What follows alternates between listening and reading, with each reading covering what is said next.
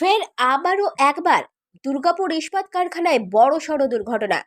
দুর্গাপুর ইস্পাত কারখানা 2 নম্বর blast ফার্নেসের carbon monoxide gas, যা উপরে উঠে আগুন হয়ে পুড়ে যাওয়ার কথা, সেই গ্যাস হঠাৎ নিচে নেমে বাতাসের সাথে মিশে যাওয়ায় বিপত্তি। শ্রমিকরা হঠাৎ অসুস্থ বোধ করার কারণে তাদেরকে দ্রুত নিয়ে আসা হয় দুর্গাপুর ইস্পাত হাসপাতালে। 5 জন শ্রমিক অসুস্থ বোধ করেন। সুনীল হাজরা এবং পরিমল মণ্ডল নামের 2 স্থায়ী শ্রমিক ছাড়াও নূর আলম জামাদার, বিকাশ কাবারি এবং টোটন খাওয়াল নামের 3 জন ঠিকা কর্মী কার্বন মনোক্সাইডের জেরে অসুস্থ হয়ে দুর্গাপুর ইস্পাত হাসপাতালে চিকিৎসাধীন। দুর্গাপুর ইস্পাত হাসপাতালের বিছানায় শুয়ে অসুস্থ শ্রমিক সুনীল হাজরা বলেন, হঠাৎ করেই মনিটরে আমরা দেখি গ্যাসের মাত্রা বেশি। আমরা একটু অসুস্থ বোধ করছিলাম, আমাদেরকে জল খেতে বলেন, কিন্তু তারপরে হঠাৎ গ্যাসের মাত্রা এত বেশি হয়ে যায়, আমরা সবাই ছিনিয়ে পড়ি। এরপরেই তড়িঘড়ি আমাদেরকে হাসপাতালে নিয়ে আসা হয়। হয়েছিল বলতে গ্যাস তো মনিটরে চেক করছে, তো মনিটর বাজছিল, তাও আমরা ওইখানে বলি কম আছে গ্যাস, তাহলে বসে দাঁড়ায় কাজ করি। কাজ করার পর তখন আস্তে আস্তে দেখছি শরীরটা কীরকম দুর্বল লাগছে। দুবেলচা বালি তুলতে গেলেও বালিও তুলতে পারছি না। দিয়ে জল খেলাম, ভগতদা বললো জল খেতে, জল খেলাম, দিয়ে একটু শুলাম। তারপরে তো তখন দেখছি আরও বেশি 400, 450, 500 গ্যাস রয়েছে ওইখানের মধ্যে। গ্যাস কি লিক হয়েছিল? হ্যাঁ, কোথাও থেকে বেরোচ্ছে, হয়তো আমরা কি করে বুঝবো, ওই মনিটর লাগানো আছে সামনে। কি বেরোচ্ছিল? একটা গ্যাস, যেটা ওইখানের গ্যাস, সেটা তো বোঝা যায় না, যে কি দেখা যায় না। গ্যাস কি দেখা যায়? দেখা যায় না। ওটা একটা হাওয়ার মতো আসে। দিয়ে আপনারা কজন অসুস্থ ওই গ্যাস খেয়ে? ওই গ্যাস খেয়ে এখন আপাতত আমরা 5 জন। এখন সবাই হাসপাতালে? এখন 5 জনাই হাসপাতালে। এই ঘটনার জেরে ফের রীতিমতো আতঙ্ক দুর্গাপুর ইস্পাত কারখানার শ্রমিক মহলে। দুর্গাপুর ইস্পাত কারখানার শ্রমিক নিরাপত্তা বারবার প্রশ্নচিহ্নের মুখে দাঁড়াচ্ছে।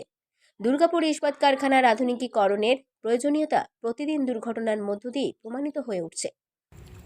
আমরা সন্ধে 8টা নাগাদ খবর পাই যে ব্লাস্ট ফার্নেস 2 নম্বরে এরকম গ্যাস লিক হয়েছে, এবং গ্যাস লিকের ফলে 5 জন আমাদের সহকর্মী যারা ওখানে কাজ করছিল তারা অসুস্থ হয়ে পড়ে। তার মধ্যে আমাদের 2 জন পার্মানেন্ট ওয়ার্কার এবং 3 জন কন্ট্রাক্টর লেবার ছিলেন।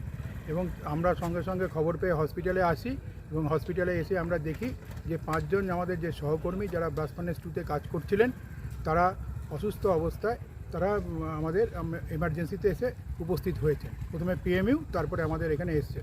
আমরা এখন যেটা খবর পেলাম যে তাদের মধ্যে সুশীল সিং এবং পরিতোষ মণ্ডল, যে পার্মানেন্ট ওয়ার্কার আছে, পরিতোষ মণ্ডল আইসিইউতে আছেন, পরিমল মণ্ডল তিনি আইসিইউতে আছেন, এবং সুশীল সিং তিনি মেডিকেল 2 নম্বরে ভর্তি আছেন। আর 3 জন যে আমাদের কন্ট্রাক্টর লেবার আছেন তাদের মধ্যে বিকাশ কাবাডি, তাকে এইমাত্র এমার্জেন্সি থেকে আইসিইউ বার্ন ইউনিটি থেকে ট্রান্সফার করানো হলো, তিনি ওখানে আছেন। এবং আরেকজন আমাদের যিনি আছেন সহকর্মী কন্ট্রাক্টর লেবার, তিনি টোটন খাওয়াস, তিনি এমার্জেন্সিতে আপাতত আছেন, তাকেও আইসিইউতে নেওয়া হচ্ছে। এবং আমরা এইমাত্র ম্যানেজমেন্টের কাছে অনুরোধ করেছি এবং দাবিও জানিয়েছি সাথে সাথে, যাতে এরা যাতে দ্রুত সুস্থ হয়ে ওঠে, এবং তাদের জন্য যদি প্রয়োজন হয় তাদেরকে বড় হসপিটালে রেফার করতে হবে। এবং আমরা বলে আসলাম যে যাদের অবস্থা একটুখানি সঙ্গীন মনে হয় তাদেরকে মিশন হসপিটাল বা আশেপাশে যে বড় হসপিটাল আছে সেখানে রেফার করানো হোক। এবং সাথে সাথে এই তদন্ত করে এক্ষুনি তার এগেনস্টে স্টেপ নিতে হবে যে বারে বারে গ্যাস লিকেজ কেন ব্লাস্ট ফার্নেসে হচ্ছে, এবং দুর্গাপুর স্টিল প্ল্যান্টে প্রতিনিয়ত যে দুর্ঘটনাগুলো ঘটছে কেন ঘটছে, এটাকেও একটা তদন্ত কমিটি করে গঠন করে তাকে রিপোর্টটাকে পেশ করতে হবে। এখন পর্যন্ত দুর্গাপুর স্টিল প্ল্যান্টে যতগুলো অ্যাক্সিডেন্ট হয়েছে সাম্প্রতিককালে বেশ কয়েকটা অ্যাক্সিডেন্ট হয়েছে, তার ফলে আমাদের অনেক ওয়ার্কার মারা গেছেন, তাদের রিপোর্ট কিন্তু এখন পর্যন্ত ম্যানেজমেন্ট প্রকাশ করেননি।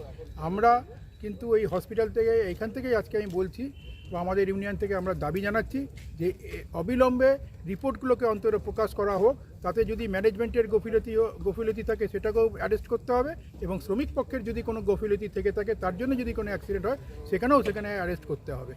অর্থাৎ সবাই মিলে কিন্তু দুর্গাপুর স্টিল প্ল্যান্টকে বাঁচাতে হবে, এবং দুর্ঘটনা থেকে আমাদের প্রত্যেককে রক্ষা পেতে হবে, এবং তবেই দুর্গাপুর স্টিল প্ল্যান্ট কিন্তু আগামী দিনে এগিয়ে যাবে। না হলে কিন্তু এই দুর্ঘটনা যদি ঘটতে থাকে, দুর্গাপুর স্টিল প্ল্যান্টের কিন্তু মানসিকভাবে কর্মীরা ভেঙে পড়বেন, এবং তাতে প্রোডাক্টিভিটি সব দিক দিয়েই দুর্গাপুর স্টিল প্ল্যান্ট পিছিয়ে পড়বে। দুর্গাপুর থেকে কৌশিক বাসুর রিপোর্ট, 99 নিউজ বাংলা।